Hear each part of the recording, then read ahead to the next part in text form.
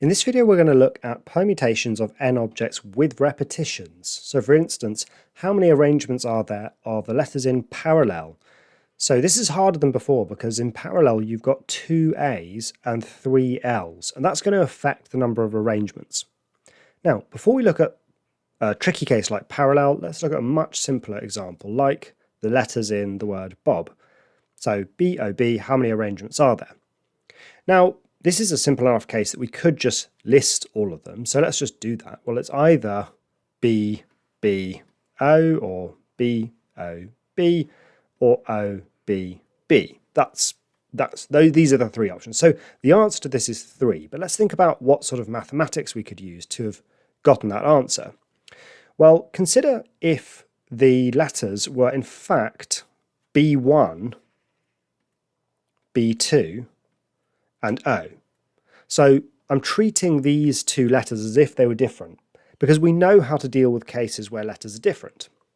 So if you had 3 distinct letters, B1, B2 and O, well then there would be 3 factorial or 6 different ways to arrange them. Now, if we had it arranged like this, then what would our arrangements be? Well, it would be B1, B2 and O. It would be B2, B1 and O. It could be B1, O, B2, or B2, O, B1. And finally, it could be O, B1, B2, and O, B2, B1. So notice that for each of my arrangements here, I get 2 if I treat the B's as being different. But really, I don't want to treat these as different because the 2 B's in Bob are the same thing. So if I just used the fact there were 3 objects and said, well, in that case there's 3 factorial arrangements, that would give me 6. But I have to correct for that because there are 2 B's. What do? I divide by each of the options in each of these bubbles, which is 2. And the reason there are 2 is that there's 2 B's. So really what I'm dividing by is 2 factorial because there are 2 different ways of arranging the B's. 3 factorial is 6, 2 factorial is 2, and that's how we reach our 3 mathematically. So if we now think about parallel, why does the same thing work? Well, it's because if I had, for instance, parallel spelt like this, but I treated L1, L2, L3 as different, and I treated A1 and A2 as being different, then there'll be all sorts of different ways to write this differently, where in fact it was just the L's and the A's that were jumbled up. So for example, this here would count as a different arrangement, when really we want to count it as the same. So we could do that grouping in the same way. Right, there'll just be these huge groups with all the different ways of writing it, where it's just the A's mixed up and just the L's mixed up. So how many different ways are there? Well, you've got 8 letters in parallel. Okay, so 8 factorial will be the number of arrangements in this entire list, but loads of them will be the same. So how many would be the same in this bubble?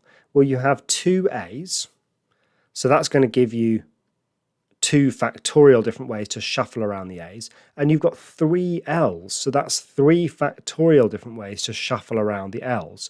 So 8 factorial overcounts by 2 factorial times 3 factorial. So we need to just compute this, which we can do by just working out 8 factorial, which is 40,320,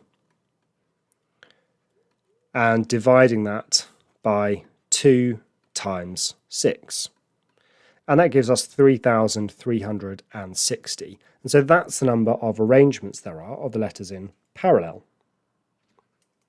How about this? In this case it's numbers and digits rather than letters and anagrams, so we want how many 5-digit numbers can be formed using these digits. Well, there are 5 digits there, so we might think there are 5 factorial ways to arrange them. But since all 3 of these 2's are the same, we have to account for this by dividing by 1, 2, 3 factorial because there's a triple repetition.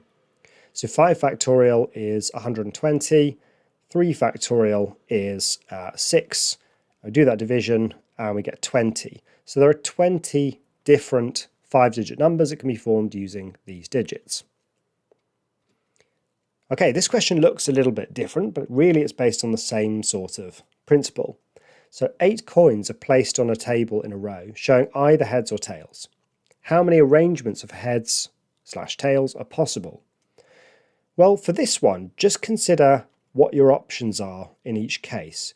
You've got 8 coins, right? So I've got 8 spaces here, and each of these spaces is either going to be an H or a T.